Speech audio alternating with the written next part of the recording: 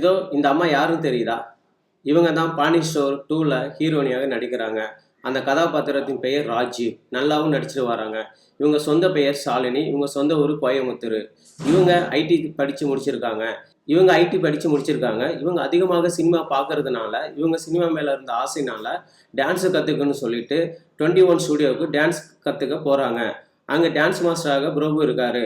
அவர் நல்லாக டான்ஸ் ஆடுறாரு. பார்க்க அருமையாகவும் இருக்கிறாரு.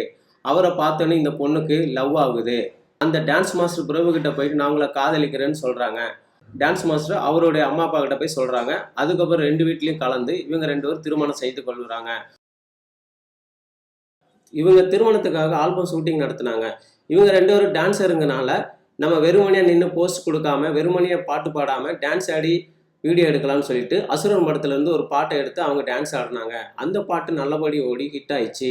அதுக்கப்புறம் அவங்களோட கல்யாணம் ஆகி 1 வருடம் ஆன பிறகு இன்னொரு வீடியோ பண்ணாங்க. அதுவும் நல்லா போச்சு.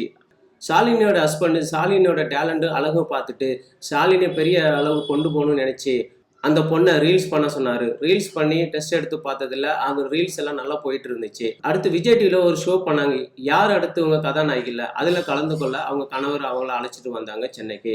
அதில் கலந்துக்கிட்டு அதில் நல்லா பண்ணாங்க. பருத்தி வீரன் பிரியாமணி மாதிரி நடிச்சு காட்டி அதில் நல்லா ஃபேமஸ் ஆனாங்க. அதில் நல்லா ரீச்சும் ஆனாங்க. அதுக்கு ஜெயிச்ச பிறகு பாண்டி ஸ்டோர் 2 எடுக்கும்போது அதில் ஹீரோனியாக நடிக்க வாய்ப்பு கிடைச்சிச்சு. அவங்க நடித்தாங்க. அந்த கதாபாத்திரத்தை உண்மையிலே நல்லா பண்ணுறாங்க. நல்லா நேச்சுரலாகவும் நடிக்கிறாங்க. பார்க்க நல்லா அழகாகவும் இருக்கிறதுனால தமிழ்நாடு மக்கள் அவங்கள ஏற்றுக்கிட்டாங்க. வெற்றிக்கு காரணம் என்னென்னா அவங்களோட ஹஸ்பண்டும் அவங்களோட அத்தையும் தான். ஆனால் ஷாலினி ஜெயிக்கிறதுக்கு அவங்களுக்கு உறுதுணையாக இருந்தது அவங்களோட அத்தையும் அவங்களோட புருஷன் தான். இதே போல் எல்லா பெண்களுக்கும் நல்ல அத்தையும் நல்ல புருஷனும் கிடைச்சா வாழ்க்கையில் முன்னேற அவங்களுக்கு உதவியாக இருக்கும்.